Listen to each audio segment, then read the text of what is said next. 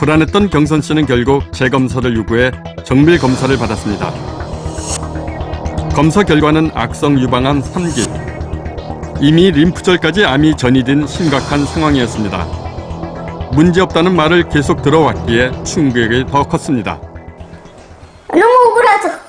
암 소리 들으니까 어이가.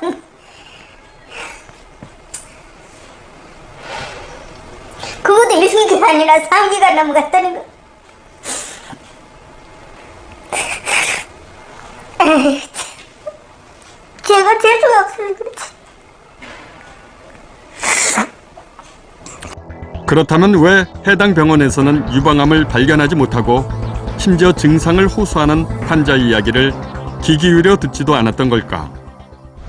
해당 병원을 찾아갔지만 이에 대한 답변을 들을 수는 없었습니다. 대신 한국소비자원에서 병원의 과실을 확인했습니다.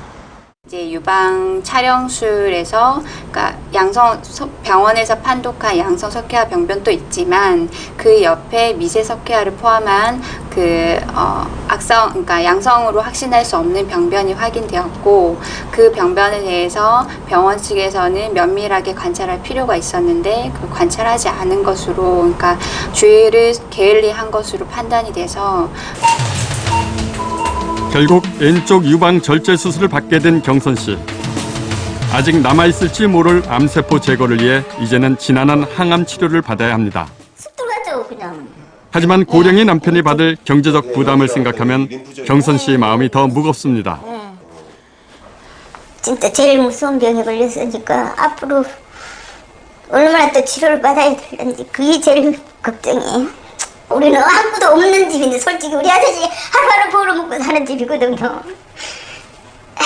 지금 70돌인데. 조기에 발견하면 완치율이 90%가 넘는 유방암.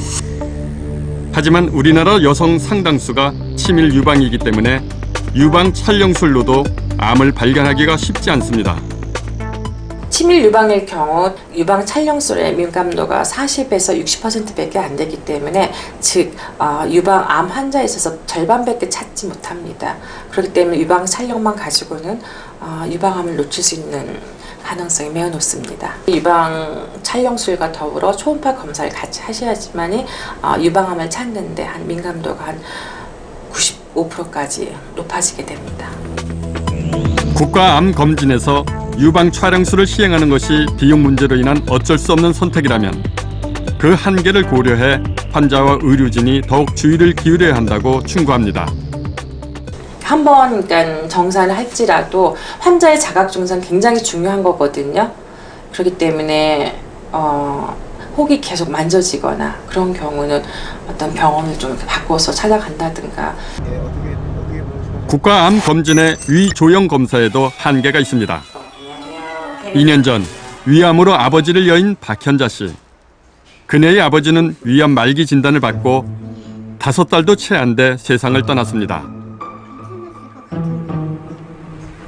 폐에 또 간 뭐 이런 데까지 전이 됐다고 하더라고요. 이게 수술할 단계가 아니라고 그랬어요.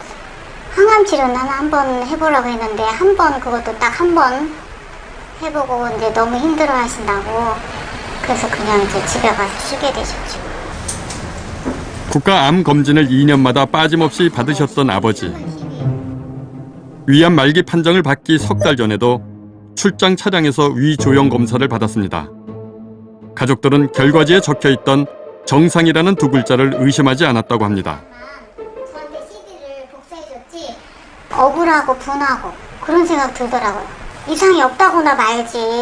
응? 아니면 차라리 잘 모르겠으니까 다시 하라고 하든지 그런 거라도 나왔으면 우리가 좀 더 세심하게 검사를 했을 텐데 미리미리.